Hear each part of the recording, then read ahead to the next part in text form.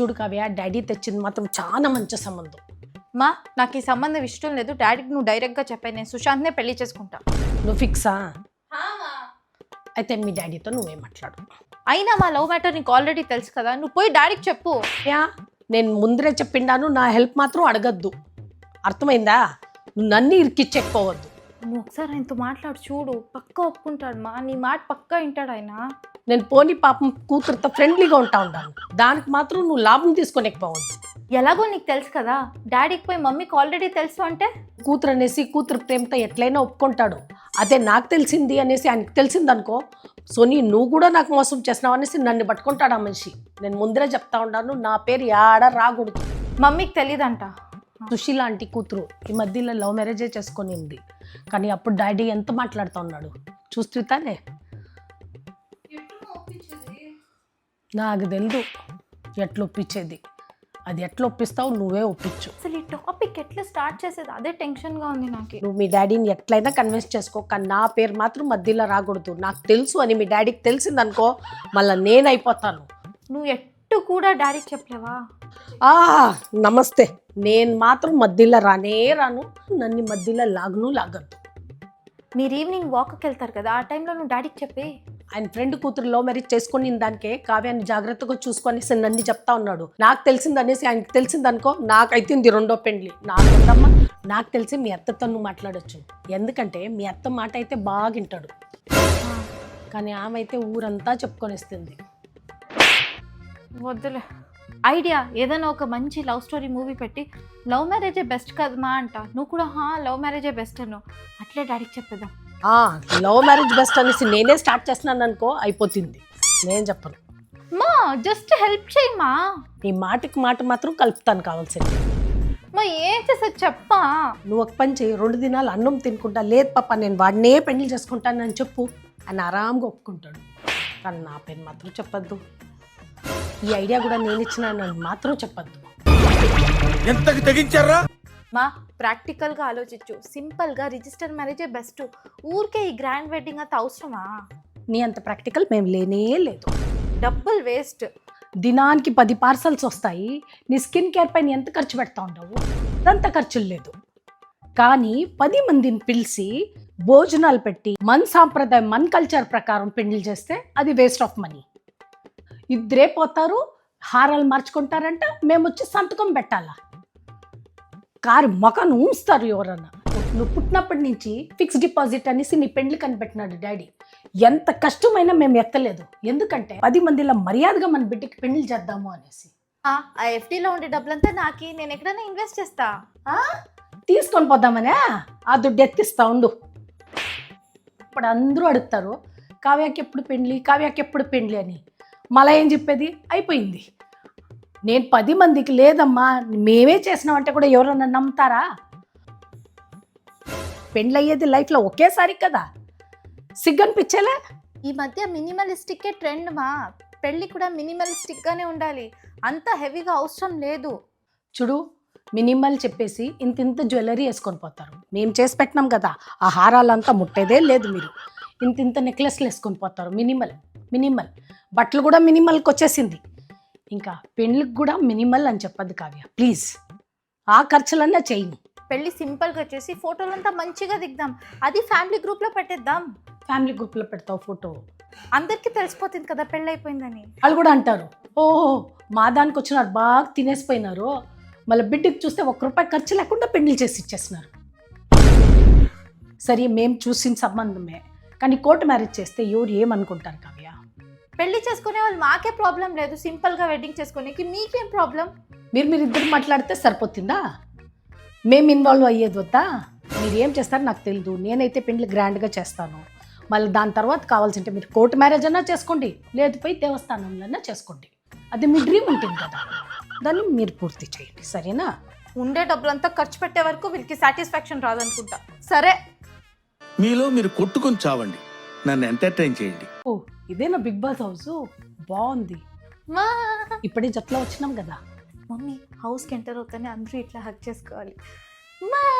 నా కావ్య, నీ పేరేమ్మా? ఓ నిమిషానా? ఎంత సంబళం ఇస్తా ఉండారు? ఎంత కూర్చు చెప్పకూడదంట. మనమైతే ప్రతి ఒక్కరికి ఇంకా జాస్తినే చెప్తాం కదా. అది నీట్గా క్లీన్ చేయమా. నేనేం మీ పని మనిషి కాదు, నాది హౌస్ క్లీనింగ్ డ్యూటీ అంతే. సరే కొంచెం క్లీన్గా చేసే. అది నాకు డస్ట్ ఎలర్జీ, ఇంకేమీ లేదు.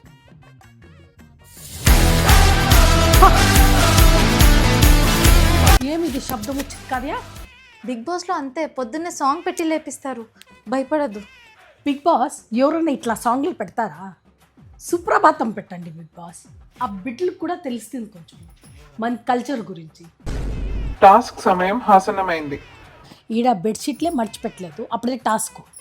ఒక పని చేయండి బిగ్ బాస్, నా టాస్క్ కూడా నా కూతురే ఆడేస్తుంది. కావ్య చెప్పేసిండాను పో. మా అట్లా ఒక టాస్క్ ఇంకొకటి ఆడేయట్లేదు పో. నీది కూడా నేనే చేయాల పని, కానీ నా టాస్క్ మాత్రం నువ్వు ఆడు కదా. కావ్య వెనకాల తిరిగి చూడొద్దు, హగ్గులు ఇచ్చుకుంటా ఉండరు. హగ్గులు వేరే ముద్దులు. అవునా? ఎక్కడ? వెనకాల తిరిగి చూడొద్దు అని చెప్పినానా?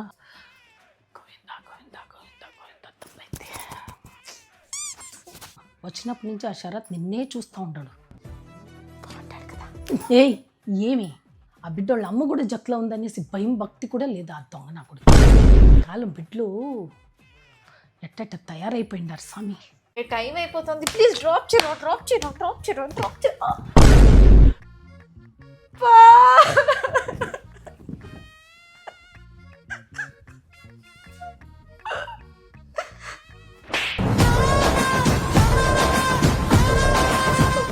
నన్ను గట్టిగా తోస్తాడు పా, దానివల్ల ఇక్కడ ఊడిపోయింది.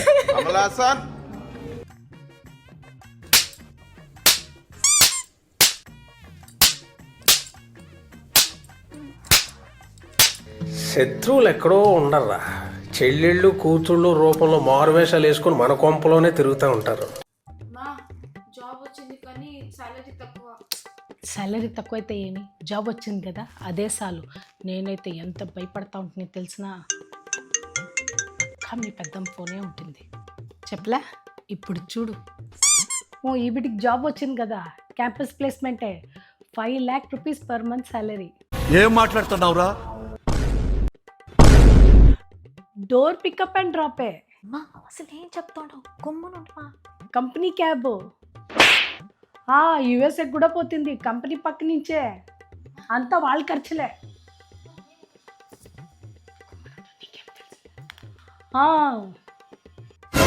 ఈ బిడ్డ అయితే ఫ్యామిలీ ట్రిప్ దుబాయ్ కూడా ప్లాన్ చేసింది. నేనే వద్దన్నాను, బ్రౌనీని ఎవరు చూసుకుంటారు.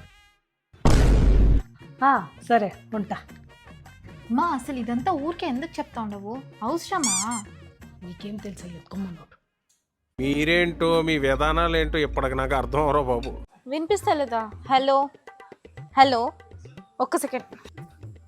హలో, ఇప్పుడు వినిపిస్తా ఉందా? మేము ఊర్లో ఉంటాం కదా, నెట్వర్క్ ఉండదు, ప్రతిసారి టెర్రస్కి రావాలి. మీ సిటీ నుంచి వస్తూ ఉంటారు కదా, రామెన్ నూడిల్స్ తీసుకురండి.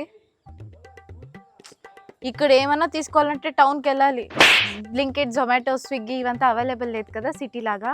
సో అందుకే రిటర్న్ 8 o'clock కాల్ చేస్తే నేను అస్సలు ఎత్తును. మా ఊర్లో 7-7:30కి అందరూ పడుకొని వస్తాం. కావ్య రా తెందు. ఏం కూర? పప్పుచారా. పెద్దమ్మ ఏం కూర? నేను పెద్దమ్మ ఇంట్లో తింటా.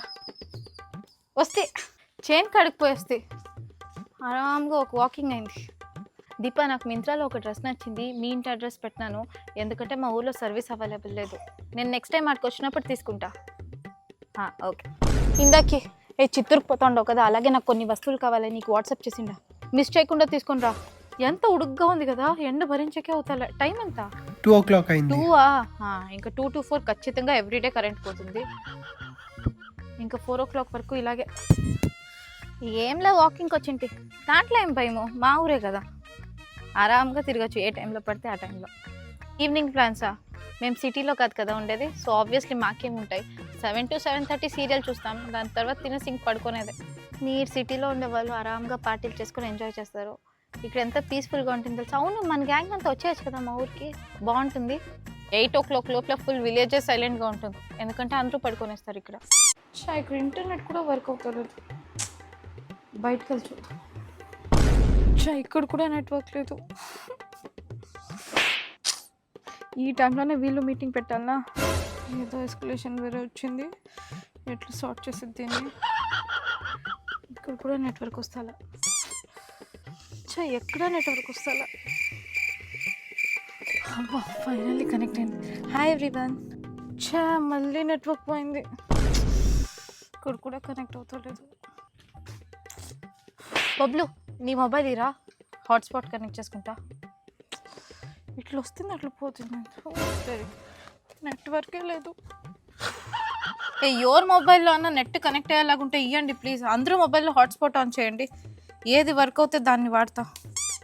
అక్కడ ఇంట్లో నెట్ కనెక్ట్ అవ్వలేదు, అందుకే అందరూ అనుకుంటారు ఏమి ఈ పాప బిల్డప్ ఇస్తా ఉంది బయట ల్యాప్టాప్ పెట్టుకుని. ఏమ్మా రాలేదా? లేదు తాత, ఎక్కడా కనెక్ట్ అవుతలేదు. ఊరంతా తిరిగేసిన. మిద్ది పైనకి పోయి ఉంటే బాగా వచ్చి ఉంటుంది కదా. ఇక్కడ కూడా పోయి చూసిన, కనెక్ట్ అయింది మళ్ళీ డిస్కనెక్ట్ అయిపోయింది. ఆఫీస్లో ఉన్నప్పుడు ఇంపార్టెంట్ టాస్క్ ఏది రాదు, ఇట్లా ఇంట్లో ఉన్నప్పుడు లేదా నెట్వర్క్ లేనప్పుడే అన్ని ఇంపార్టెంట్ పనులు ఒకేసారి వచ్చేస్తాయి. ఇక్కడ నెట్టే కనెక్ట్ అవుతలేదు, ఎలా ఫినిష్ చేసేది? నాకు యావ బజ్జీలో దేమొద్దు, ఎవరైనా నెట్ ఇస్తే బాగుండు. ఇంకో పని ఫినిష్ అవుదనుకుంటా సిక్ లీవ్ తీసుకునేస్తా. నెక్స్ట్ టైం నుంచి ఊరికి వస్తే లీవ్ పెట్టేస్తా. అస్సలు వర్క్ ఫ్రమ్ హోమ్ తీసుకోండి, కష్టం. ఇది రియలైజేషన్.